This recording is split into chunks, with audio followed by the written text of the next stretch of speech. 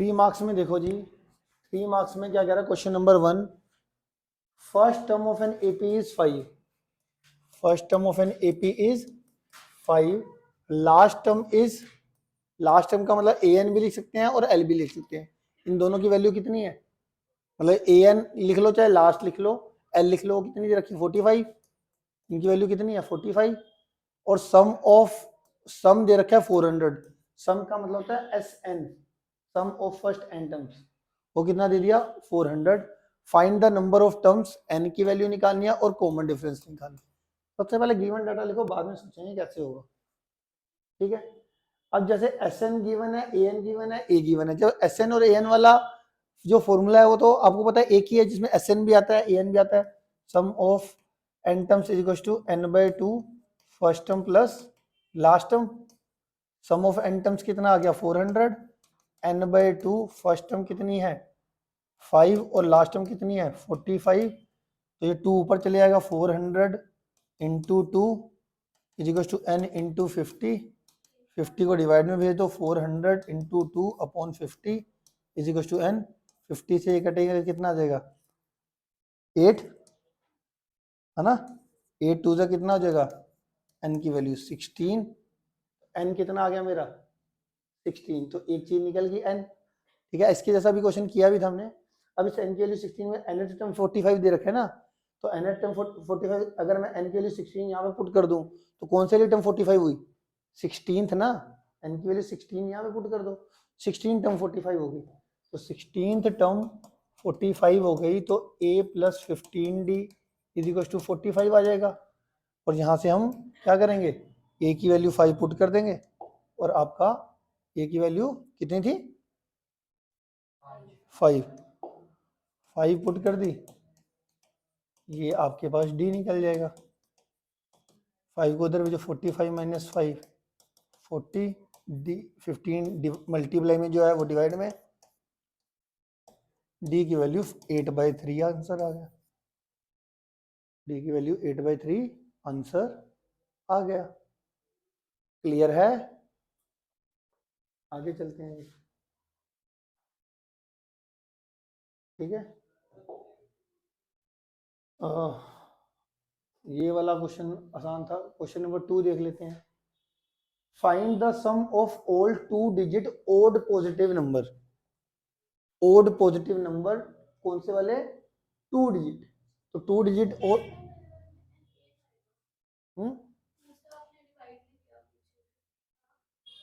होंगे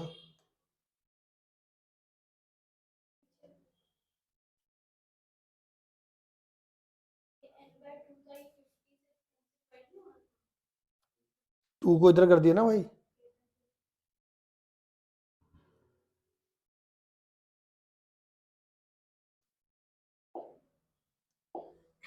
हाँ जी देखो जरा क्वेश्चन नंबर 2 देखो, sum of all 2 digit odd positive number, तो 2 डिजिट ओड पॉजिटिव इंटीजर का सम निकालना है, तो सबसे पहले तो 2 डिजिट ओड पॉजिटिव नंबर कौन कौन से होते हैं आप बताओ,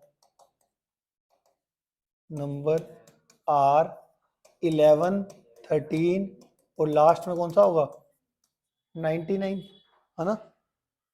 अब यहाँ पे ए एन वाला फॉर्मूला लगा के, अब एन तो मुझे पता नहीं, तो a plus n minus one into d से पहले मैं एन निकाल लूंगा, वो कितना देगा ये 99, ये 11 एन माइनस वन, डी तुम्हारा आ जाएगा 2, 99, ये 11 को लेफ्ट में लेके जाओगे तो कितना आ जाएगा 88, n minus one into two, 2 को डिवाइड में लेके जाओगे तो कितना आ जाएगा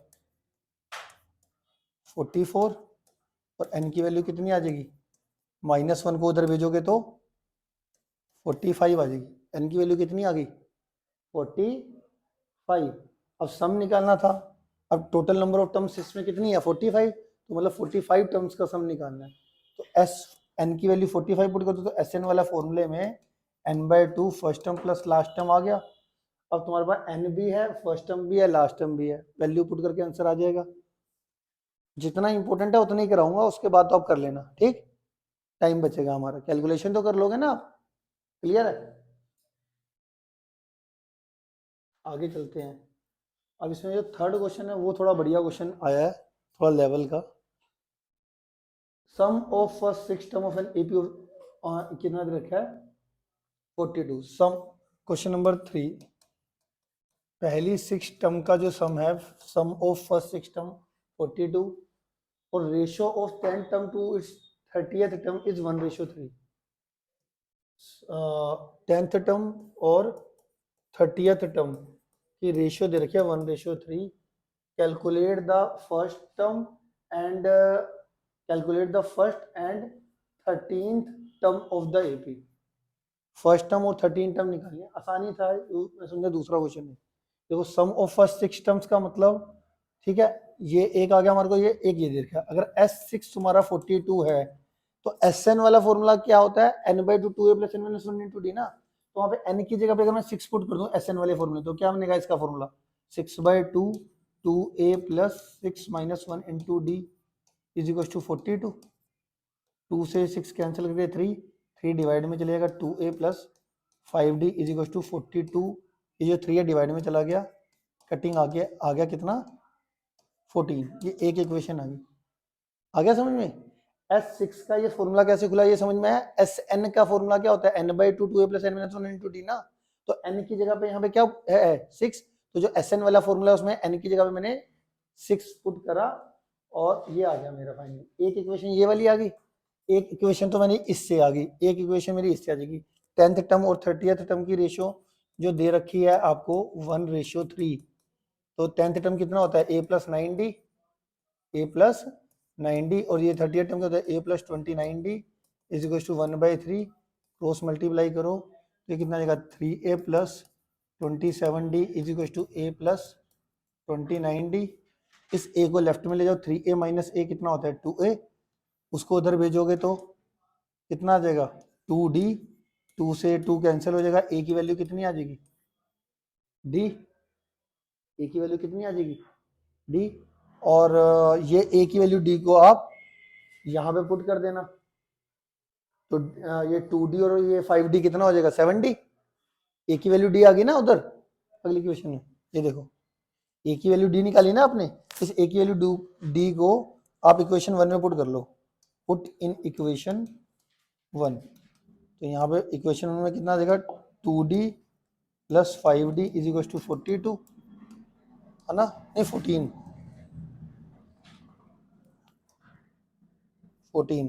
तो 7d = 14 और d की वैल्यू कितनी आ जाएगी 14/2 अब 14/7 कटिंग करके 2। d की वैल्यू कितनी आ गई 2 आ गई, d की वैल्यू कितनी आ गई 2 आ गई। अब d की वैल्यू 2 आ गई तो देयरफॉर a की वैल्यू भी कितनी आ जाएगी 2 आ जाएगी। a और d आ गया, क्या निकालना था मेरे को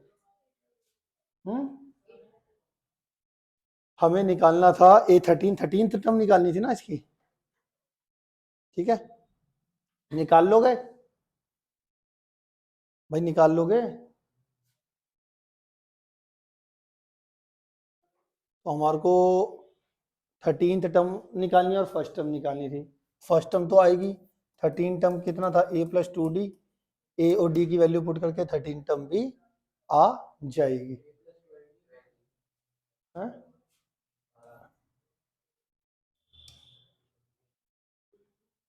ठीक है 13 टर्म a + 12d, a और d की वैल्यू पुट करके a भी पता है d भी पता है, आ गया। क्लियर है। अगला देखो जी,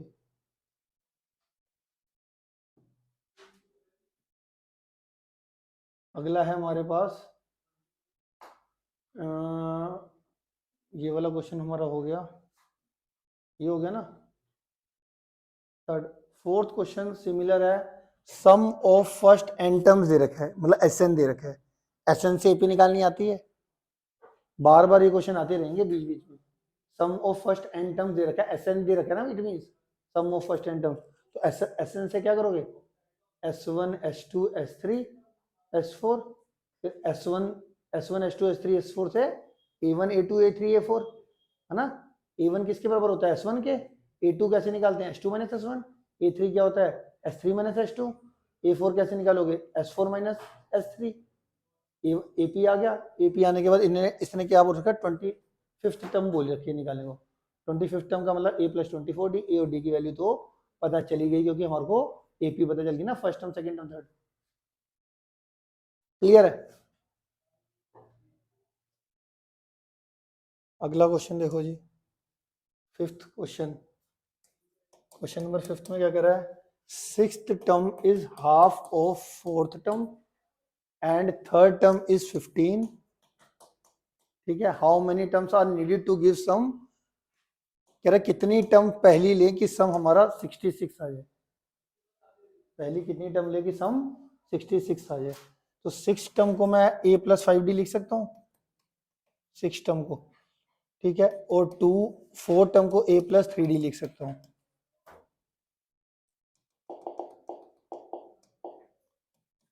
फोर्थ टर्म को a प्लस 3d लिख सकता हूँ। क्रॉस मल्टीप्लाई करके 2a plus 10d is equal to a plus 3d आ गया।